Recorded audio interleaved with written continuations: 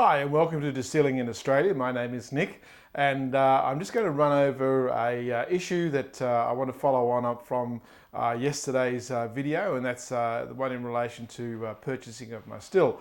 Now, one of the factors involved in that is of course the size of your still and how much power you have available to power that still. So I just wanted to cover this very quickly because I had made an assumption and that assumption was actually incorrect. But before we get into it, as always, here is 5 seconds of your life you'll never get back.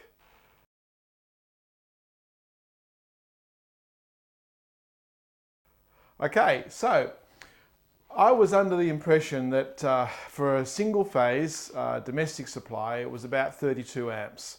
Now, for those of you who've been watching, you know I'm looking at buying my first still because my license has come through.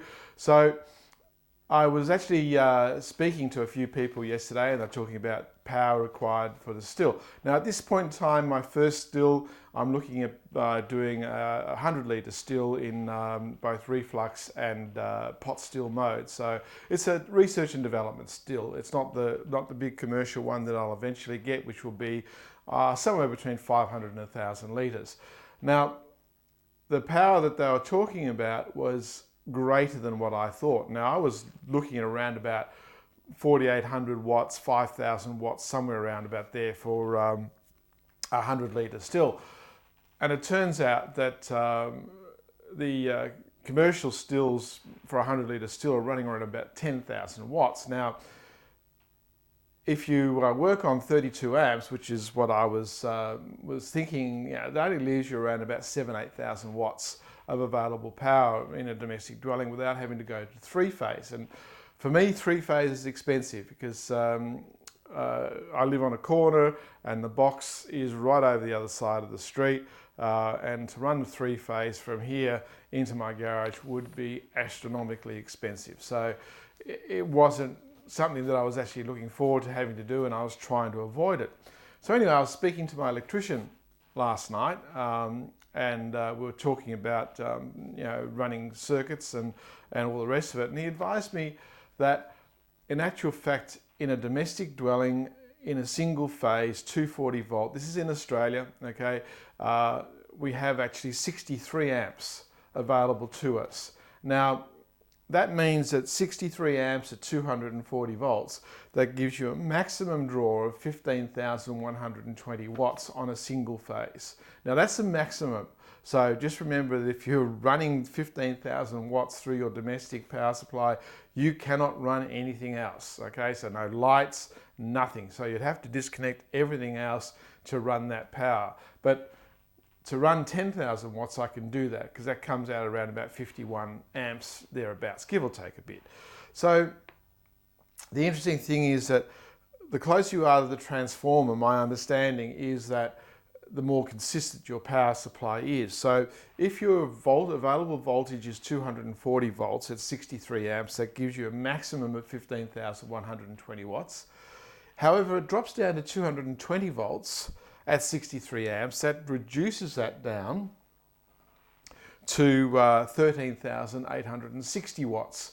So you can see that the voltage affects your available wattage. Now for people that live in areas, say that deliver 110 volts at 63 amps, that's only 6,930 watts. So just to give it some sort of idea of perspective, a old style hot water service would draw 8,000 watts. That's the old style ones. The new one, modern ones obviously draw a lot less than that. But the old style one would draw 8,000 watts for your standard domestic hot water service. So to take your still from 8,000 watts to 10,000 watts is not a big jump in relation to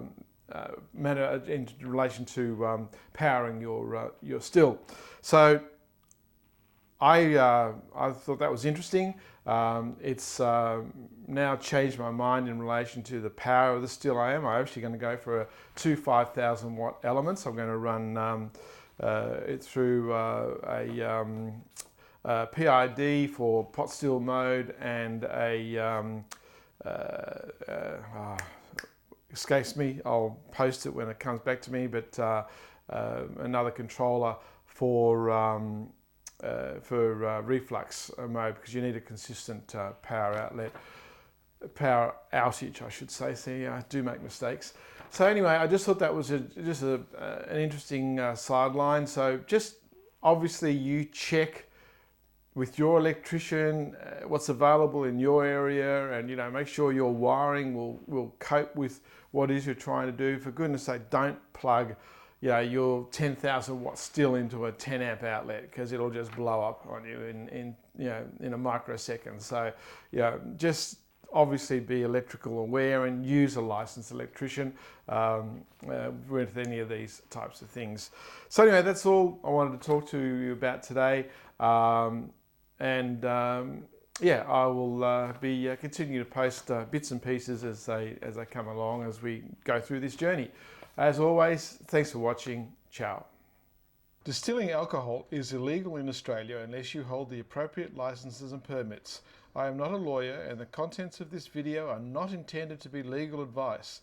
Do not rely on any information contained in this video, and seek your own legal professional advice before making any decisions. Be aware, the Australian Tax Office and the local law enforcement agencies will be taking interest in this channel due to its content. Please keep this in mind before posting any comments. Any comments posted are the opinion of the person posting and not of this channel. Let's get started.